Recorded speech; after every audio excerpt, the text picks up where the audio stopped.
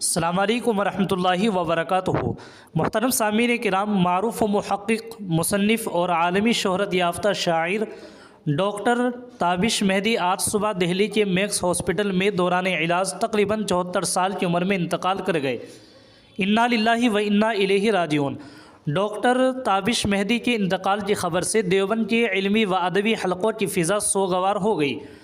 Doctor Tabish مہدی سنجیدہ قسم کے باعمل زندگی گزارنے والے انسان تھے۔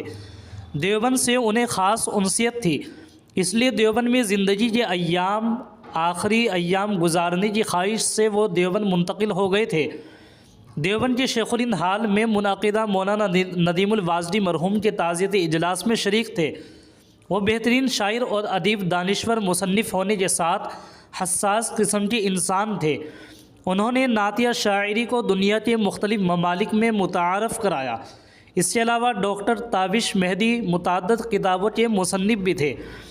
جی ہاں سامعین کرام، دینی مدارس سمیت دیوبند کے کافی معزز لوگوں نے شدید صدمے کا اظہار بھی کیا ہے۔